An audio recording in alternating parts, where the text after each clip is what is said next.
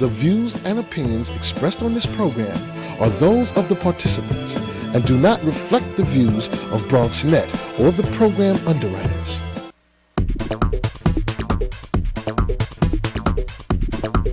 BronxNet.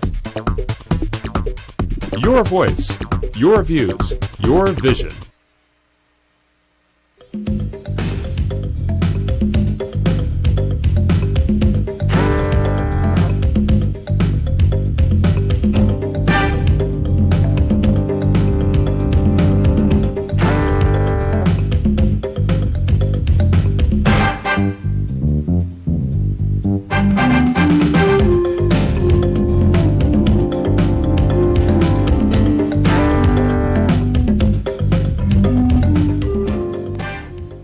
Good evening and welcome to Bronx Talk. We had called a veteran daily news reporter to come on tonight's show to talk about police officers' actions after the ticket-fixing indictments. He agreed, but then the news came on Friday that the reporter, former Daily News Bronx bureau chief Bob Kappstatter, had been relieved of his duties at the newspaper. So tonight we'll still talk about his former police beat for the Daily News. And since he's had a long-running column about Bronx politics, we'll do that too. And also, of course, we'll talk about the Daily News, the newspaper business in general. Welcome back to Bronx Talk, former Daily News Bronx bureau chief and former Daily News reporter, Bob Kappstatter. Gary, hi. Good to be back again. I lost count. How many times? This is the 9th time. Oh, thank you, sir. I said former Daily News, but you're still Bob Kappstatter. You're not formally Bob Kappstatter. Last time I checked, yeah. Okay. So what happened? What happened at the Daily News? How did this happen? Well, a lot of belt tightening going on, apparently. This is a tough time for newspapers. I think they 10 people on the chopping block at the News on Friday. Short-timers, long-timers like myself. It's a tough time for the business. You had been with the paper for 43 years, 43 man and boy. Now. And so what a ride, I'll tell you. Here they are. They're looking at the ledger. Let's say it is belt tightening. Yeah. We know we have to cut. Why do you think your name was put on? You know what? That's the guy we ought to do, and they moved you to a different column. Gary, are you suggesting a conspiracy theory? No, Are you I'm suggesting asking you ageism? Are you question. what are you suggesting here, Gary? I'm suggesting Listen, nothing. I'm just curious, and I'm sure people will be curious as to what you really think. Well, there's usually 3 reasons why somebody gets laid off. They're incompetent. Okay, well, that's not true because you were not. They're making too much money. That could be true, considering your lifestyle. Or they ticked off a boss. That could also be true. I would like to think I fall into the last 2 categories somewhere. So let's. Do you think it had anything to do with anything you covered or anything you wrote or an editorial slant or anything like that? No. I mean, the last, 12 years up here covering Bronx politics, government, everybody, writing the political column, which I called, by the way, I keep telling you, it was a gossip column with politics in it, which may survive, by the way. Take a look at the Bronx News Network.org, and you might see the Cappy column resurging. Wow. And we'll call it the Cappy column. Well, we'll see. We'll see what we'll call it. But anyway, then in January, the editor thought I had such wonderful cop sources in the Bronx. He said, I want you to spread your wings, develop cop sources citywide. And I wound up in the Kremlin, otherwise known as police headquarters, which is, that's a subject. Well, we're going to swing into police pretty soon. You talked about that you might end up being on the Bronx News Network, and many reporters, whether they be laid off from the Times, the Daily News, the Post, or the Journal News up in Westchester, end up going to Blog World or That's .com the new somewhere. world. Yeah. One report said this is because the paper is choosing to emphasize the website over the newspaper. Do you think that that's the case, that they say, well, you know what, now we got to go the other way? Of course, my thought to that is you still need content, whether you're on a blog or in a daily newspaper. Well, there's a lot of discontent. I will say there is a lot of discontentment in the newsroom among longtime solid news reporters who look at the website and say, is this the New York Daily Inquirer now? It gets a little crazy on the website. And I would hope that they would realize that they need to focus on the content that they're putting into the print edition. The website's important, but again, general rule of thumb is you only get 10% of your advertising revenue from any website. So I don't understand the reasoning. I'm sure smarter heads may prevail or may not. I don't know where it's going. Did working at the Daily News and being the job of a journalist and a newspaper reporter change over the period of time? And did that change, or the speed of change, maybe increase a little bit over the last couple of years, so that you don't recognize the notion of journalism from what you knew it to be? Well, I mean, what you read in the morning paper has been, worked over through the day and through the night. With the web, one of the problems with the web is that there's this constant demand to get the story out first on the web, because then it goes on to Google and the other websites. Well, they can get the web out before they put out the newspaper if the story happens. Well, yeah, but do you want to put a story out that you haven't thoroughly vetted, that you haven't thoroughly reported and checked the facts out? That's one of the problems. I joked when I got down at police headquarters, it was like Lucy and Ethel with the candy factory. You just get that story on the web, and it can make you a little nervous about libel sometimes, whether your facts are accurate and you're doing the best job with that story. And there's a lot of debate in the newsroom on that now. The fact that they have to move the material because the web is that quick. The pressure of the competition to get it out fast and check the facts later. Over the years, now, because of your familiarity with, you say, the Bronx police force, and you had covered any number of different types of news over the years, is there one type of news you liked to cover? I mean, did you enjoy this last stint as being a police beat reporter versus, let's say, being the editor of the Bronx paper? What I liked was the variety of everything. And, people would ask me, what's the most interesting story you've covered? That's next on my list. Well, they would say, what's the most interesting story you've covered? And my answer was, the one I just covered and the next one I'll do. That's how it's always worked for me. Best piece you ever wrote?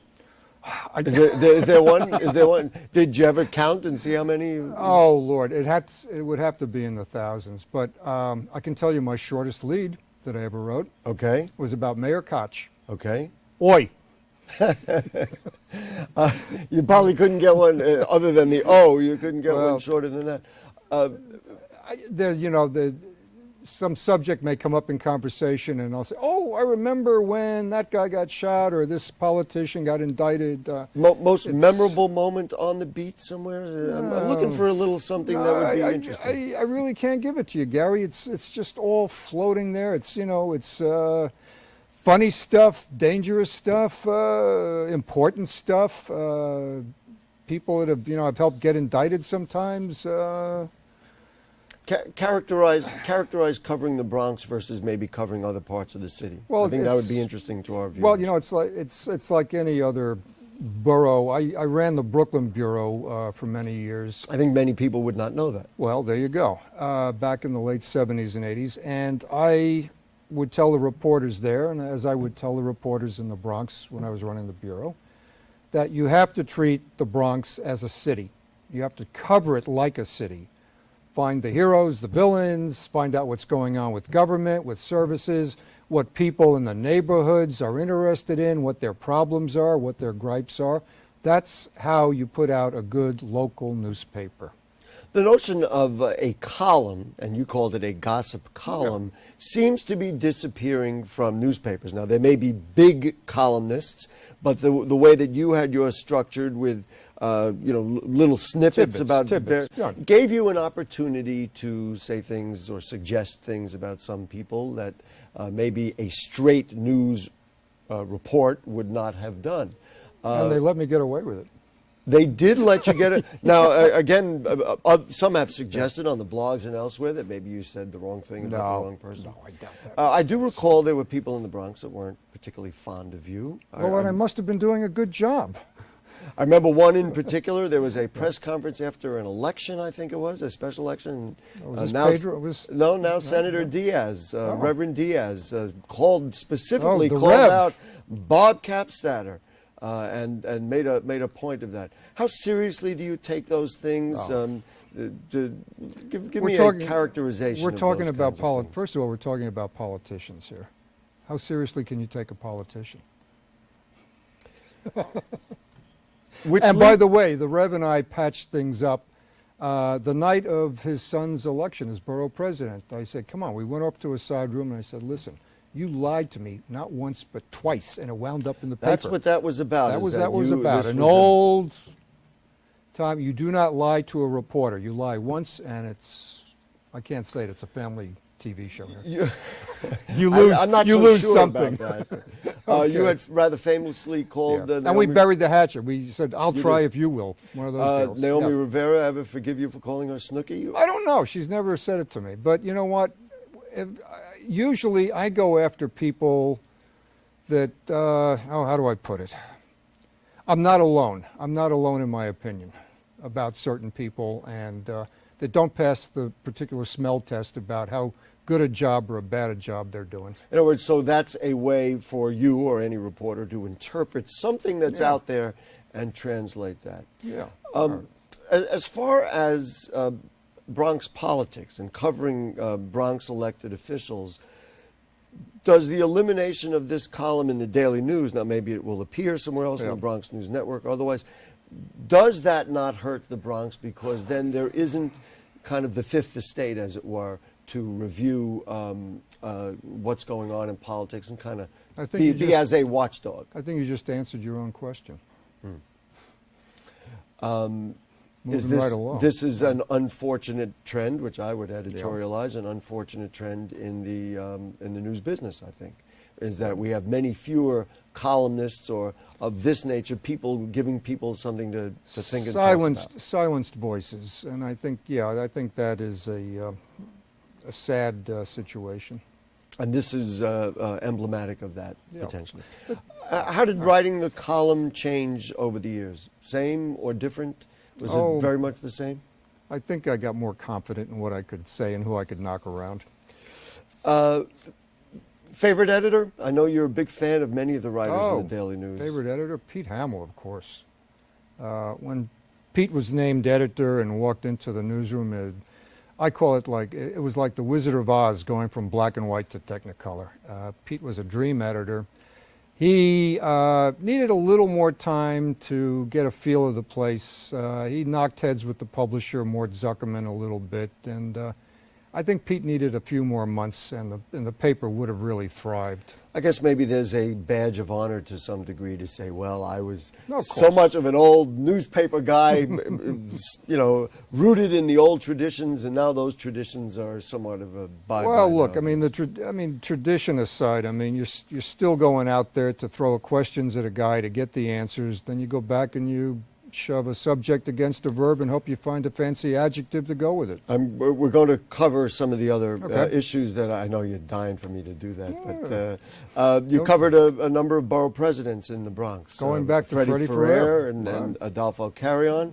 Any thoughts or anecdotes or things? Of course, you were very hard on the current borough president when he shaved his head. You didn't appreciate that at all. I think he smiled at it a bit. I said, Ruben, come on, you look like a chia pet.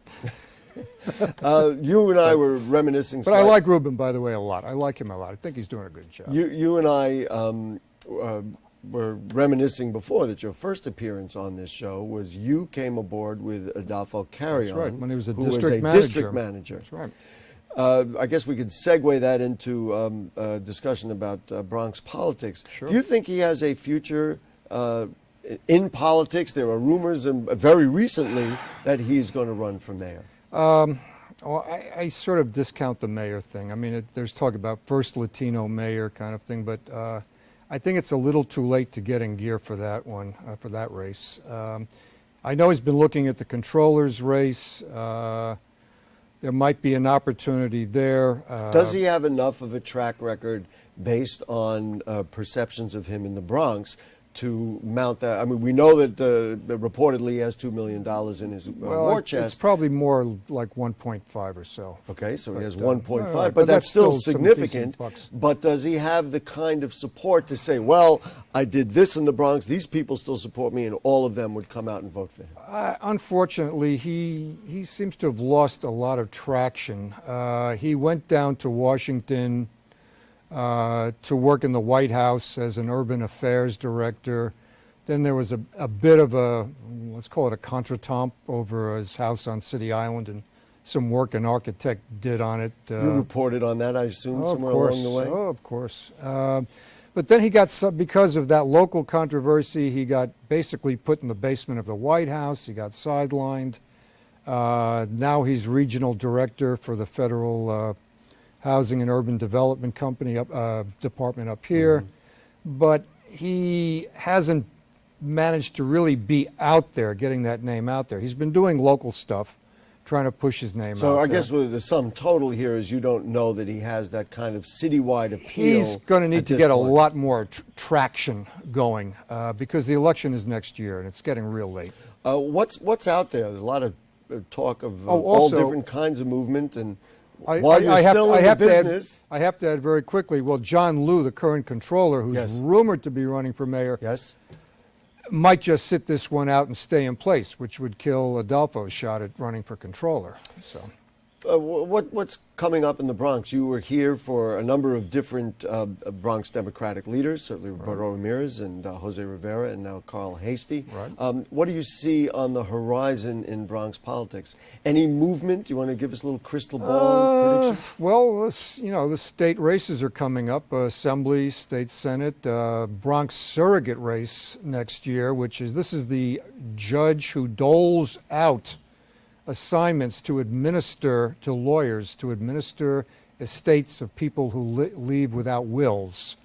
A lot of money to be made, a lot of party lawyers to be favored, perhaps. People will be term limited out. Joel Rivera, for example. And his father, Jose Rivera, Assemblyman Jose Rivera, is about 70, I believe Jose's about 73 now. I he's not up there. enter into that question. Yeah. Well, I mean, this is all part of the game of family politics, too, dynasty politics. Do you think that Joel Rivera's interest is now that he will leave this behind and then go into, I think you reported recently he made his first sale? I read that. That's somewhere. right. He's into real estate now. But so do you think he's going to stay and be an elected official? Well, look, I'm not going to make a prediction, but dynasty politics anywhere might dictate that the father who is in the state assembly, who is in his 70s, might decide that he might want to step down midterm, where a seat would open for a son who is out of office in the city council. That would be basic political strategy. Not that it might happen with the Riveras. Who knows? Let's talk to Mark from Pelham Parkway, who called in, and then we'll talk a little bit about some of the police situations that we introduced the show with. Mark, how are you? Hey, Bob. I'm sorry to hear that. I mean, I look forward to your column on Tuesday and then on Thursday. We're not going to know what's happening with Snooki in the Bronx. Well, as Mr. Kappstatter mentioned, it could be on the Bronx News Network blog. But you know what the difference is, though? There's something about getting that paper, having a cup of coffee in the morning, and reading his column. It's really and he's going to be missed. And I think the news has made a big mistake instead of sacrificing everything for an almighty dollar once in a while. My question is this, Bob, and you've been around for a long time. And I saw you at the Columbus Day Parade, if you remember. Right. I think Bloomberg has done a cluster in this. I think he's fallen cursed on the third term of every mayor. You're suggesting a conspiracy? It happened to Koch, and now it's happened. Mark, you're suggesting a conspiracy coming out of City Hall? No, not a conspiracy. I wouldn't say it's a conspiracy. He's been around too long to be a conspiracy theorist.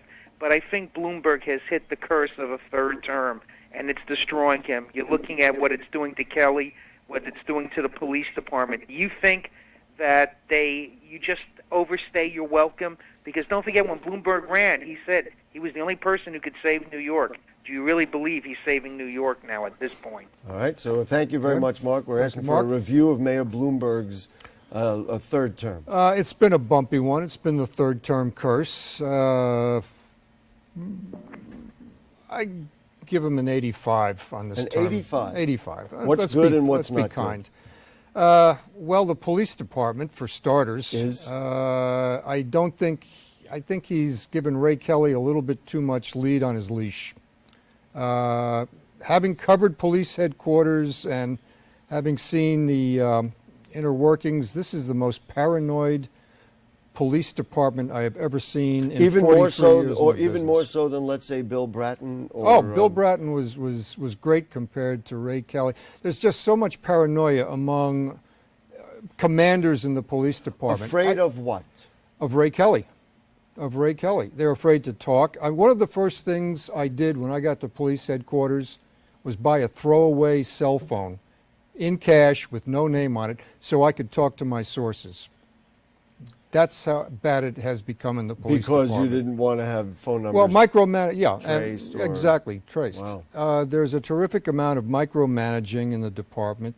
I'm sure everybody's read about, about the various scandals, which do happen from time to time in the department with 35,000 people. But Why are these different from others? I don't think they are that different. Drug cops stealing drugs and money, it's happened before. Cops running guns, little unusual, but So it's the happened scandals are before. not different, and the way that the administration is handling it is in essence, it's the same story. You would have been reporting the same story. I think we're going through a bit of deja vu, but maybe it's coming all together a little too fast and soon. Let's go to the telephone before Okay. we run out of time, and it is our friend Bob from the Bronx News. who Bronx joins us. News. He's here, also Gary. worn a couple hats, Bob, from Okay. Riverdale, Bob from the Bronx News. Go ahead, Bob. I'm sorry to see you go, Cappy. Well, sort of go. You were my mentor. Really? You were his mentor. Oh, And- really? And when I went to your webpage Friday, it said webpage disappears.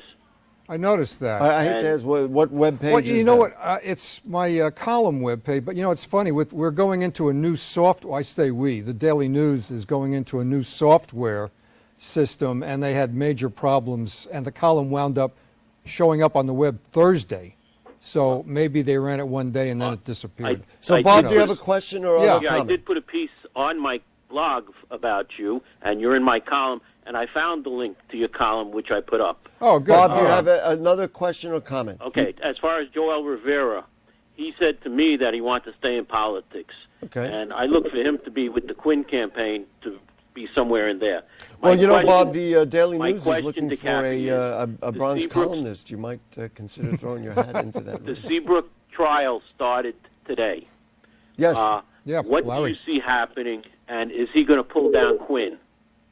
All right. Thank you very much. It's an interesting question. Fun to Yeah, speculate. I think Larry's thing is Larry's thing. It's not Christine Quinn's thing. Do they have enough, you think, to ultimately I convict him of something?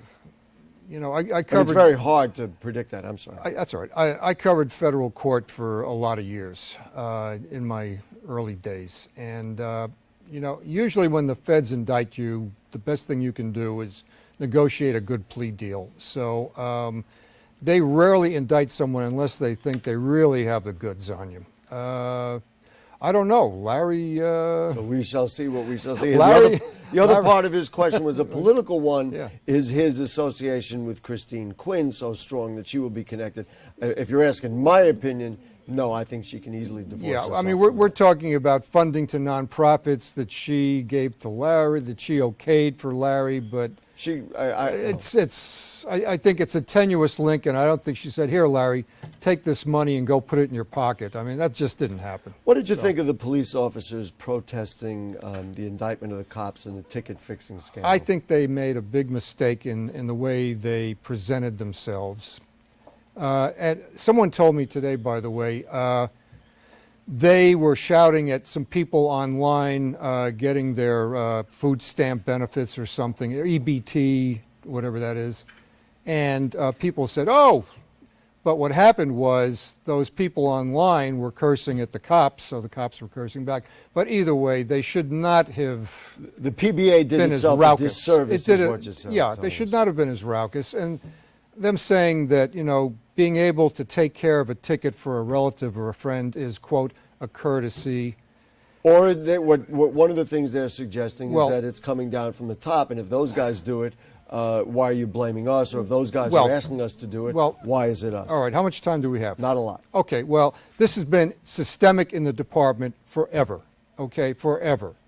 What should have happened, and this is an investigation that got out of hand because one investigator, instead of going to his superior, went to someone in the Bronx DA's office and laid it on the table, and at that point they were legally obligated to follow it. Ray Kelly should have informally said, this is the end of courtesy ticket fixing. Stop, no more. And yes, high-ranking brass have fixed tickets, of course. So what you're saying It got is out of hand. Ray Kelly let it get out of hand because of the same Ray Kelly or the style. Bronx DA Rob Johnson. They opened a Pandora's box. Rob Johnson is going to need police in order for him to Oh, of course. He's going to lose cases left and right. He's going to lose cases left and right. I think Greg from the Boogie Downer blog wanted to call. He's probably saying, Greg. why don't you write for me? Go ahead. What do you got, Greg? Hey, Greg. Hello. Hi, How are Greg. you? What do you got? Well, I just wanted to say that we're going to miss the article. I think it's one of the best things in the Daily News, and it will definitely be missed. And I just wanted to express that. So you just wanted to offer a bit of support for Bob Kappstatter. Yeah, and also to wish him well. All right. I mean, he has all these years of experience, and Well, Greg, thank you so much. I don't think they're going to go to waste. I'm still around, folks. I'm not going anywhere. And that is the perfect note to end this Thank you, Gary, conversation my on. friend. Bob Kappstatter, you are welcome back on this show, and I hope you'll be here for the 10th visit at some time in the future, whether Soon. it be for a newspaper or a blog, or just because we have nothing else to do, and we say, let's bring the guy. Or you're stuck for a guest, Gary. That's it. We never get stuck. Okay. It's been a pleasure, All right. and good Gary. luck, of course, to you. Always. All right, folks, My if friend. you have further comments or questions on anything you heard on tonight's show or anything going on in the Bronx, then email them to us at bronxtalk@hotmail.com, and we'll read those on the air during a future edition of our program.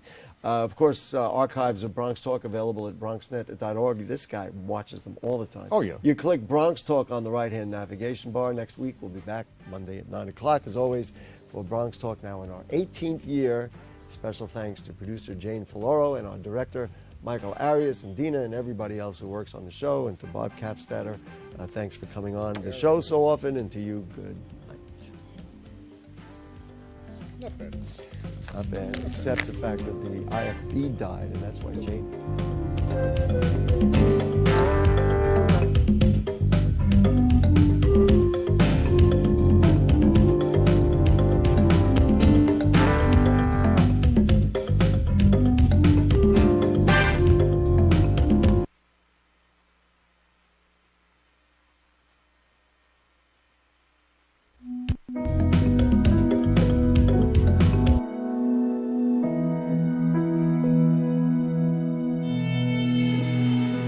Every year, mothers lose their babies to gun crimes.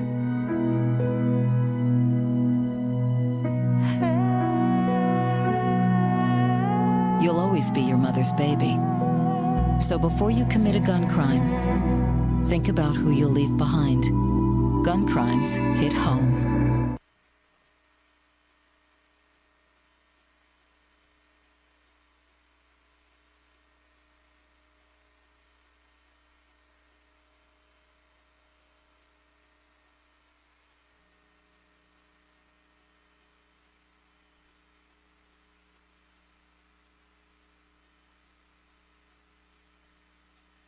Hi, I'm Sonia Richards of the 2008